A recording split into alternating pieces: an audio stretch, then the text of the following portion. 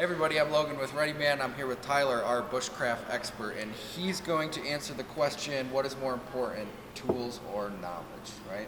Exactly. So often I get the question, what do you need for survival? And that's kind of a double-edged sword, really, because there's a lot of answers. And first off, you have to quantify that. You have to say, where am I going to survive? How long am I going to survive? What knowledge, what gear, that kind of thing. So what I like to do is I give people the rule of threes. Now I've got my version of the rule of threes, which has a couple extras added to it. Basically, it's 3 seconds in a firefight without guns or equipment, okay? Because I like to add the Army portion there. So 3 seconds without security, 3 minutes without air, 3 hours without shelter, 3 days without water, 3 weeks without food, and 3 months without companionship, okay? So once we understand that, then I can take my rule of threes and I can put it in the appropriate environment. So if I'm in a jungle, or if I'm in the Arctic area, if I'm in a high alpine area, a low desert, each one of these situations is going to present a different thing that's going to kill me.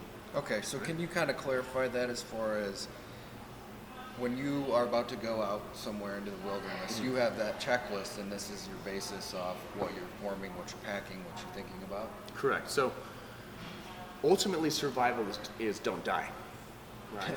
So Pretty much. if survivals don't die, then the next question is what's going to kill me, right? So if I know, let's take a local environment here. We've got the Wasatch Mountains and we've got the Uintas really close, right? So right now it's August, it's pretty warm. In fact, it's almost hot. It's going to be a little bit colder at altitude. So now that I know that, I can say what's going to kill me. Well, it's not a war zone, so that 3 seconds kind of goes out. It's not super Arctic cold, and it's not super Sahara Desert hot. So I have less emphasis on the shelter portion, which is both clothing and the things that I make. Right. So then we start getting into water, and we start getting into food, right? And unless I'm going to be there for multiple months, I'm not super concerned about the companionship. So realistically, if I'm there overnight, probably the first thing that's going to kill me, when you're high altitude in the desert, it gets really cold at night. So exposure. So looking at their rule of threes, the thing that's going to kill me first is exposure. The way that I compensate for that is I have proper prior planning in the clothing that I'm wearing. Okay? So that's the first thing. Go out there dressed appropriately, have the right stuff. The next level that I can compensate for that is either I can go a primitive route or I can go gear out. Now with the gear out, the obvious answer is going to be a sleeping bag and a shelter, a hammock or something like that. Now, are we talking, you're going for a hike, or are you talking about I'm going to go in the bush for a day, hours? Well, I hate putting a time zone on it, but you have to. What I mean by that is you may intend to go out there for a day hike, but you may end up out there for a week because you broke a leg and you were too dumb to tell someone where you went. Right. Okay? So that's why I really hate giving people an exact answer saying you need these 5 things when you go into the backcountry, because you may need them, you may not. So that's why I like to talk and take a little more educated approach about knowledge versus gear. So if I'm going hiking, me personally, I have a lot of knowledge and I have a lot of gear, but I'm not going to take a lot of gear because I'm not planning on spending the night. So now what that does is it puts me in a situation where I better know how to build a debris shelter, otherwise I'm going to freeze to death because I don't have that gear. Right? So when it comes to what should you take or what gear do you need for a survival situation, the answer is that depends. That depends on how much primitive knowledge you have. That depends on how long you're staying and where you're going.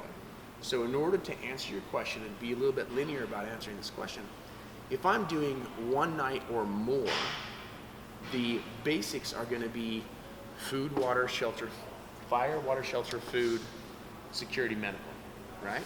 But from a primitive perspective, I can still do fire, water, shelter, food, security, medical, right? Right. The problem is this is all education. I'm using the stuff that I have in the field, and this is all gear. There's nothing wrong with both of these. I've done both. I spent many years in the military doing the gear heavy, and then I wanted to carry less, so I got more education, right? So where do you start though? Where's someone who's got a mid to low range of knowledge? Granted, a lot of people aren't where you are as far as wilderness survival skills go, but where's that like perfect medium ground to like, okay, I'm gonna learn more, but I also need to have a baseline level of gear with There's me. nothing wrong with the gear, Yeah.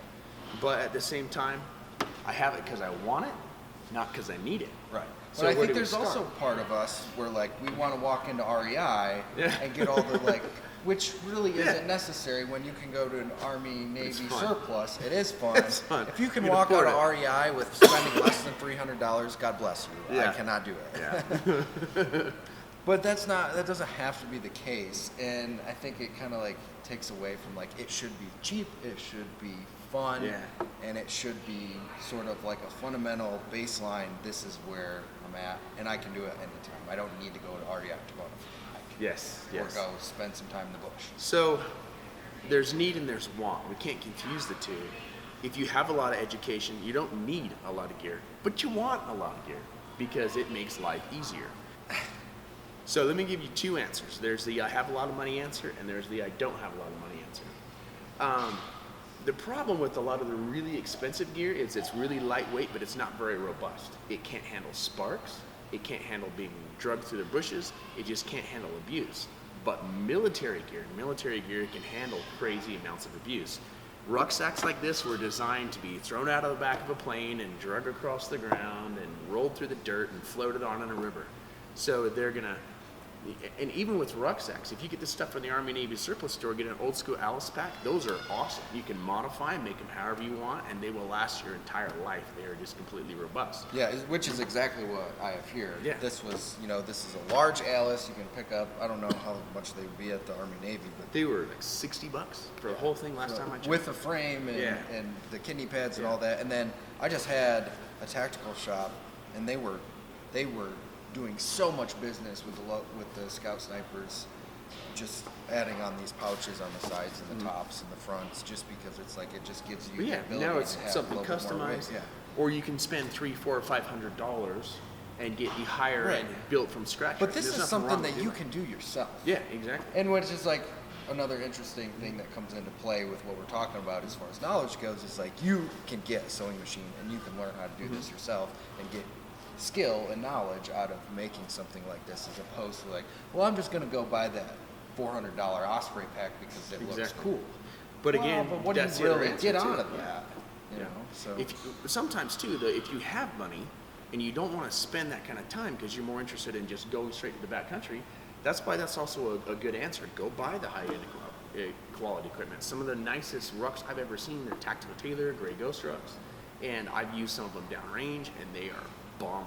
They're phenomenal. They're worth the money, but they do cost a lot more than buying a basic level stuff. yeah, Right? yeah.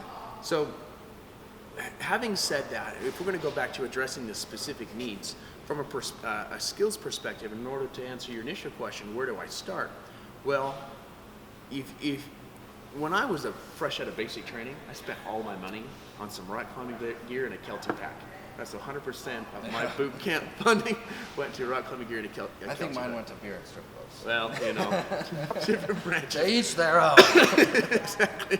So I spent all that money on that gear, but I used that bag for years. I think I had that thing 15 years before I finally get rid of it. So it's get the best gear your money can afford, but don't think that you have to spend a lot of money to get good gear, and don't be afraid to spend money on quality gear because you get what you pay for. Yeah, but I think it is definitely like do the research. Exactly. So where do we start? Let's talk about that knowledge perspective, right? So you can have all this phenomenal gear, and then you go out in the backcountry, don't know how to put up your tent, you can't, you can't deal with this stuff because you don't know what you're doing. So when it comes to a knowledge-based perspective, there's tons of places that you can look. I like to tell people, because they usually want that one task, some place to start, because how do you eat an elephant, right? One bite at a time. One bite at a time. So I like to tell people probably the most important skill that you're going to use in the backcountry is fire, okay? Because fire gives you heat, it boils water for purification, it cooks your food, it keeps animals away, you can smoke stuff to get rid of bugs. And morale. And morale, yeah, major morale. It's your caveman television. So start with fire. The easiest way to do fire is a bic, but even that has techniques to it. You got to have your fire laid correctly and go from there. Move to friction fire. Do your bow drills and your hand drills and your fire plows and your fire saws and all this stuff. And pick one thing that you want to do and get good at it. When you get at it, move to the next thing. Now, what's your one thing? Because you can do the bow drill, you can do the hand pump, like you know how to do it all. Yeah. If you're like, I need to start fire from scratch, just with my hands, what is your go-to method? Okay, so I like the hand drill the most, but it's interesting. Right when I first started, the first thing that I did the most was the bow drill. I liked the bow drill because it gives me mechanical advantage. But then I got really good at the hand drill, and I like the hand drill because I don't need to use string, right? And for me, once I have the technique down, it's faster. Now, does that mean I don't bring a pick? No, I bring a pick. And it's a good workout. Yeah. I saw you breathing. Yeah, it's like, the biggest thing is you're doing the hand drill, and the Yeah. one drop, slow motion, hits your ember, and it's like, ah! Yep. Okay, so the thing that I would say is start out with fire. And then if you have the list of fire, water, shelter, food, medical, security, just go down that list. It's a real simple list to start out with. So you can make a fire. Well, now you got to give yourself water, right? So find out how to boil, how to purify. Understand that if you are at too high of an altitude and you boil the water, it may not necessarily kill all the pathogens. Start getting all the knowledge on that. Learn filters and stuff. Move to shelters. You have individual shelters with debris shelters. You have big wiki ups that people do as a team, and just go from there. Then go to food. Learn how, the easiest one for food is fish. Learn how to skin fish.